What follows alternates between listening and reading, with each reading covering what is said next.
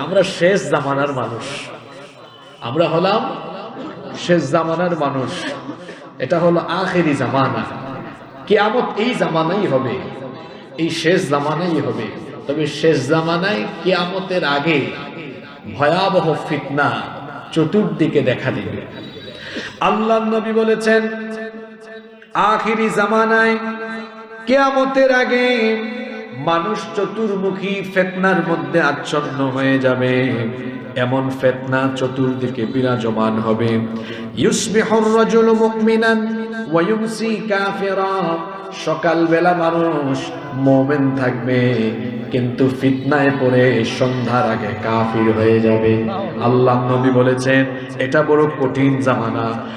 ইমাম তিরমিজি রাহিমাহুল্লাহ তার তিরমিজির ভেতরে হাদিস এনেছেন। আনাস ইবনে মালিক রাদিয়াল্লাহু আনহু হাদিসের বর্ণনাকারী সাহাবী, তিনি বলছেন রাসূল করিম আমরা বলি সাল্লাল্লাহু আলাইহি ওয়াসাল্লাম বলেছেন, ইয়াতি আলান নাসি জামানুন আস-সাবিরু ফীহি আলা দীনিহি কাল কামিদি আলাল জাম। আল্লাহর নবী বলেছেন শেষ জামানায় নিজের ঈমান বাঁচানো এতটা কঠিন হবে, শেষ জামানায় ঈমানের উপরে অবিচল থাকা এতটা দুঃসাধ্য ব্যাপার হবে। আল্লাহর নবী বলেছেন জ্বলন্ত কয়লার উপরে দাঁড়িয়ে থাকা যতটা কঠিন, শেষ জামানায় নিজের ঈমান বাঁচানো হবে তার চাইতে আরো কঠিন। অবস্থা তখন এমন হবে, ইউসবিহুর রাজুলু মুমিনান ওয়া ইউমসি কাফিরা। সকালবেলা কোনো ব্যক্তি মুমিন থাকলেও ফিতনায় পড়ে গিয়ে সন্ধ্যাবেলায় কাফির হয়ে যেতে পারে। আল্লাহর নবী আরো বলেছেন, ওয়া ইউমসি মুমিনান ওয়া ইউসবিহু কাফিরা। সন্ধ্যাবেলা রাতের বেলা কোনো ব্যক্তি মুমিন থাকলেও ফিতনায় পড়ে ওই ব্যক্তি সকালের আগে কাফির হয়ে যাওয়ার সম্ভাবনা আছে। এই হাদিসটা একটু মিলায়ে দেখেন তো। বর্তমানে আমরা এমন সমাজে বসবাস করি, নিজের ঈমানটাকে বাঁচিয়ে রাখা আজকে কতটা কঠিন হয়েছে।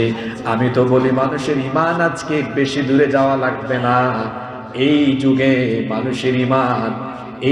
মানুষের ঈমান বাঁচানো, এই মোবাইলের ফিতনা থেকে নিজেকে বাঁচানো এখন অনেক কঠিন। এত জোরে যাওয়া লাগবে না।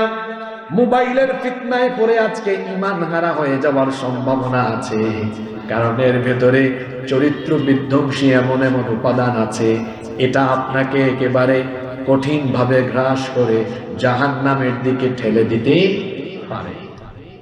আজকের জামানায়, এই ফিতনার জামানায় মানুষের চরিত্র নষ্ট করে দেওয়ার একটা আকর্ষণীয় এবং চমৎকার উপাদান হলো এই মোবাইল ফোন। এত দূরে যাওয়া লাগবে না। এই যে আমাদের যুব সমাজ, তরুণ সমাজ আজকে অনেকেই বিপদগামী হয়ে যাচ্ছে শুধুমাত্র মোবাইল ফোনের অপব্যবহারের কারণে। মোবাইল ফোন ব্যবহার করতে আমি নিষেধ করছি না, কিন্তু তাদের অবস্থা হলো এমন, রাত ৩টা-৪টা পর্যন্ত তারা মোবাইলে তাহাজ্জুদ পড়ে। কথা বুঝেন নাই? ৩টা-৪টা পর্যন্ত জেগে থাকে, তারপরে সকালে ঘুম থেকে উঠে 10টায়, 11টায়, দুপুর 12টায় সকালের নাস্তা খায় না। তার ঘুমের অভ্যাস ঠিক নাই, খাদ্যাভ্যাসও ঠিক নাই। এই যে সকালের নাস্তা দিনের পর দিন করে না, তার পেটের ভেতরে হয়েছে গ্যাসের কারখানা। এরপরে দেখা যায় যেখানে যায়, এমনকি মাহফিলেও গিয়ে বায়ু দূষণ করে পরিবেশকে নষ্ট করে এরা।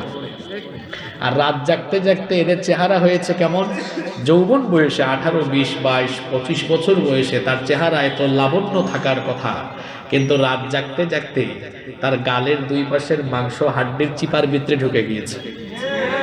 তারপরে চোখের নিচে কালি পড়ে গিয়েছে। তারপরে তার মাইগ্রেনের সমস্যা, কত ধরনের সমস্যা। রাস্তায় যখন হাঁটে 22-23 বছরের ছেলে ফার্মের মুরগির মতো ঝিমাই ঝিমাই হাঁটে। এই হলো যুবকদের অবস্থা। ও রাত 2টা-3টা পর্যন্ত ফেসবুক, ইউটিউব বা অন্যান্য জায়গায় পড়ে থাকে। তার কেরিয়ারকে ধ্বংসের দিকে নিয়ে যাচ্ছে, তার জীবনকে সে অসুস্থ জীবন হিসেবে রূপান্তর করে ফেলছে। এজন্য এক অসুস্থ জীবনের দিকে ধাবিত হওয়ার জন্য বর্তমান ইয়াং সোসাইটি পরস্পর প্রতিযোগিতায় লিপ্ত হয়েছে। কথা বুঝতে পারছেন তো? আচ্ছা, আমাকে যারা মোটরসাইকেল দিয়ে নিয়ে আসছে এরা কি এখানে আছে? কোথায় আছে? এই একজন, আর কোথায়? এই কয়েকজন আছে, আমি এদেরকে ধরবো আগে থেকেই ভাবছিলাম। আমার অভিজ্ঞতা হলো মাহফিলে কিছু ছেলে ফেলে থাকে, এরা শো অফ করে, হুজুরকে আনার সময় খুব পাকুম করে আনবে, কয়েকটা ছবি তুলবে, তারপর আর কোনো খবর নাই, আর দেখা করে বলে কি হুজুর আমি আপনার কঠিন ভক্ত।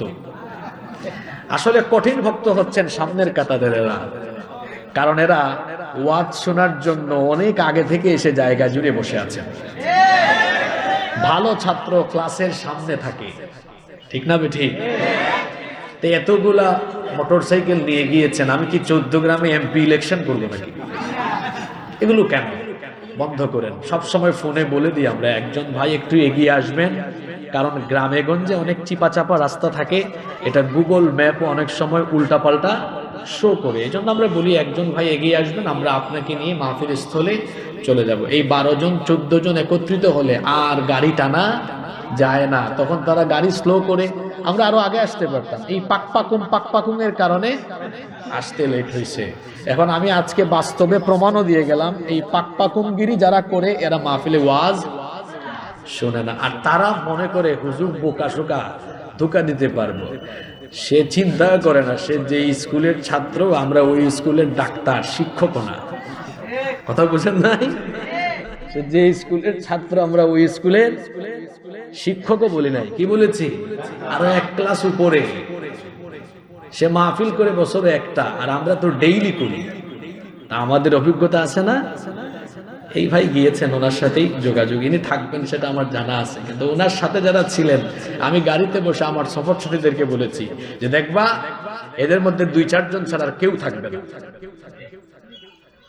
এই পাকপাকুমগিরি বন্ধ করতে হবে।